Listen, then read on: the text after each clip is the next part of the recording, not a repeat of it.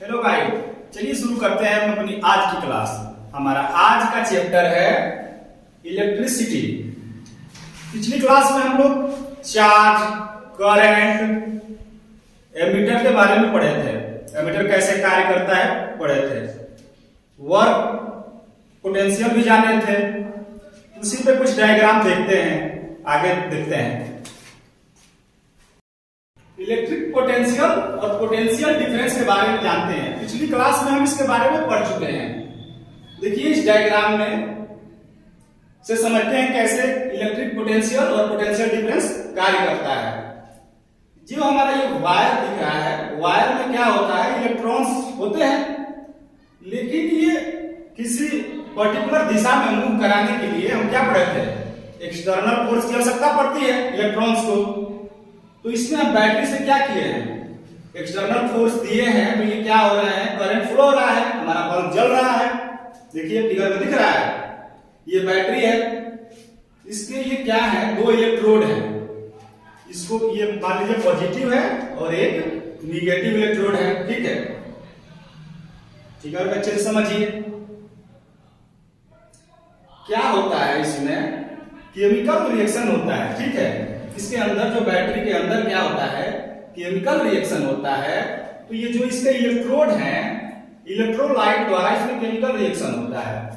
तो ये क्या है, पॉजिटिव और नेगेटिव चार्ज को जो इलेक्ट्रोड होते हैं अपनी तरफ अट्रैक्ट करते हैं। तो इसको क्या करते हैं, इसी चार्ज को अट्रैक्ट करने को इलेक्ट्रिक पोटेंशियल कहते हैं। और इनके दोनों के डिफरेंस को डिफरेंस ऑफ इलेक्ट्रिक पोटेंशियल कहते हैं। समझ गए, ये ध्यान से इसको देखिए। इसके डिफरेंस को क्या कहते हैं, डिफरेंस ऑफ इलेक्ट्रिक पोटेंशियल का। जो इलेक्ट्रॉन्स होते हैं उसमें क्या होता है, निगेटिव चार्ज होता है, और हमारे बैटरी के टर्मिनल में क्या होता है, पॉजिटिव और एक निगेटिव। जो इलेक्ट्रॉन्स का निगेटिव है, इस बैटरी में क्या करेगा, निगेटिव टर्मिनल को रिपेल करेगा, दूर करेगा इलेक्ट्रॉन को, और पॉजिटिव जो टर्मिनल है वो क्या करेगा, अपने तरफ अट्रैक्ट करेगा। तो करंट जो है इस साइड दिशा में फ्लो होगा और हमारा बल्ब चलेगा। और पोटेंशियल डिफरेंस बराबर क्या होता है, 1/4। इसको क्या करते हैं, V से डिनोट करते हैं। इसी को क्या कहते हैं, वोल्टेज भी कहते हैं। इसकी एसआई यूनिट क्या होती है।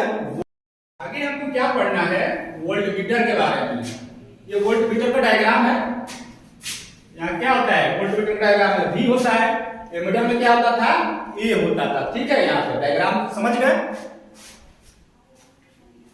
इसका देखते हैं क्या होती है property. It has high resistance. जो वोल्टमीटर होता है उसका रेजिस्टेंस क्या होता है, हाई होता है।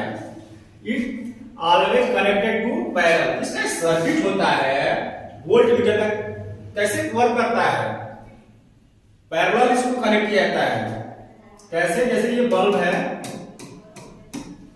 ये क्या है, स्विच है, ये बैटरी हमारा कनेक्ट है। ठीक है, तो ये वोल्टमीटर इसमें कहां कनेक्ट करेंगे, यहां करेंगे, पैरेलल इसी के सामने। ठीक है, ये क्या होता है, पैरेलल कनेक्टेड होता है। जबकि एमीटर में क्या होता था, सीरीज में होता था, यहां पे हो जाता था। ठीक है, ये लेकिन क्या होता है, वोल्टमीटर में पैरेलल कनेक्ट होता है। ठीक है,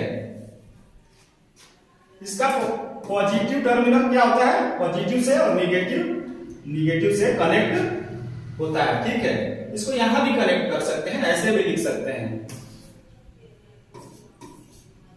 ऐसे भी पैरेलल कनेक्ट करके लिख सकते हैं। ठीक है, देखते हैं और क्या है, इसकी current always flow from higher potential to lower potential. जो करंट होता है हमेशा क्या करता है, हाई पोटेंशियल से लो पोटेंशियल की तरफ मूव करता है। मतलब हाई मतलब प्लस ही हाई होगा, इस साइड से क्या होता है, इस साइड निगेटिव की तरफ मूव होता है। ठीक है, इसका करंट हमेशा क्या होता है, इसके एरो से यहाँ डिनोट कर सकते हैं। ठीक है, यहाँ एरो लगा दें, मतलब कि इसका करंट किधर होगा, पॉजिटिव से निगेटिव की तरफ लो। इसका जो फ्लो है हाई पोटेंशियल से लोअर पोटेंशियल की तरफ होता है। ठीक है, आगे देखते हैं। चलिए डायग्राम से समझते हैं।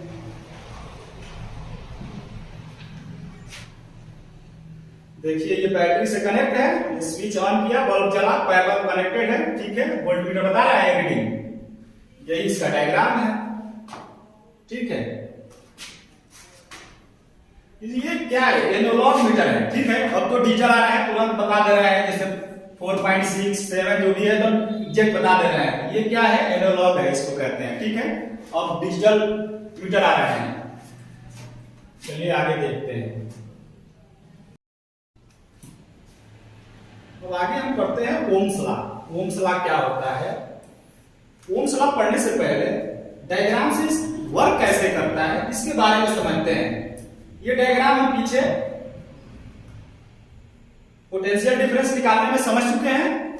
आइए ओम्स लॉ पे कैसे कार्य करता है समझते हैं। दो बीकर ले लेते हैं, वाटर इसमें ले लेते हैं, यहाँ पाइप से बीकर को कनेक्ट कर देते हैं और एक लेवल इतना रखते हैं वाटर का दूसरे बीकर में, ठीक है। यहाँ भी क्या करते हैं, वाटर ले लेते हैं इस बीकर में, ठीक है। यहाँ क्या कर रहे हैं, पाइप से कनेक्ट कर दिए हैं बीकर को, और ये में इतना ही मतलब कम रखते हैं वाटर लेवल। अब आप हमें ये बताइए कि जो ये वाटर का जो प्रेशर है, जो फ्लो है, वो इससे इसमें ज्यादा तेजी से होगा या इस बीकर से इसमें? फ्लो किसमें ज्यादा होगा? एब्सोल्युटली जिसमें डिफरेंस ज्यादा होगा वाटर का, ठीक है। यानी कि इसमें जो फ्लो होगा वो तेजी से होगा इसकी तुलना में, ठीक है। तो इसी तरह से क्या होता है, वर्क पोटेंशियल यदि बढ़ेगा तो करंट भी क्या होगा, बढ़ेगा, यानी कि इंक्रीज करेगा। अगर वर्क पोटेंशियल जो होता है, पोटेंशियल डिफरेंस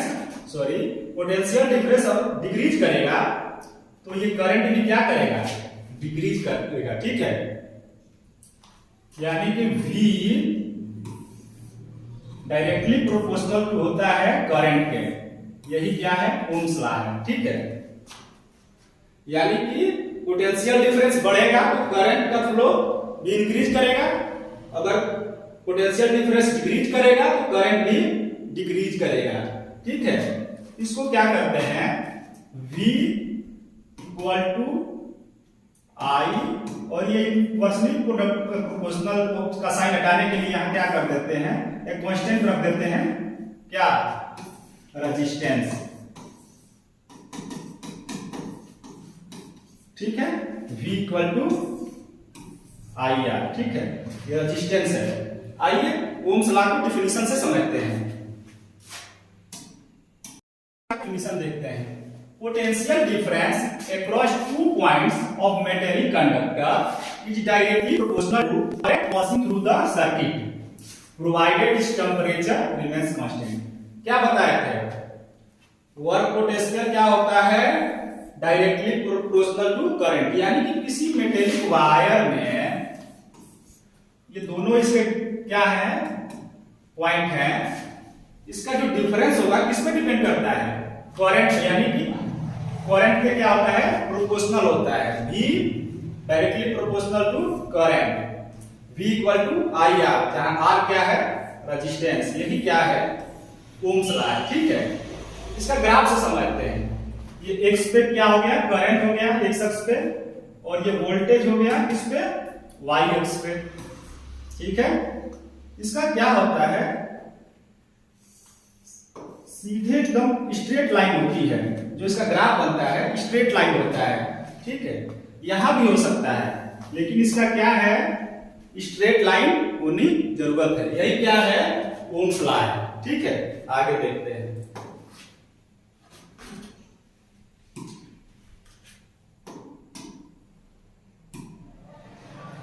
आगे जानेंगे रेजिस्टेंस कई जगह पढ़ चुके हैं, रेगुलेटर में भी आया था, वोल्टेज में भी आया था, यहाँ भी हमेशा क्या आया है, रेजिस्टेंस आया था, ठीक है। रेजिस्टेंस के बारे में आगे की क्लास में पढ़ेंगे। तब तक के लिए धन्यवाद। हमारे चैनल को आप लाइक और सब्सक्राइब जरूर करें। धन्यवाद।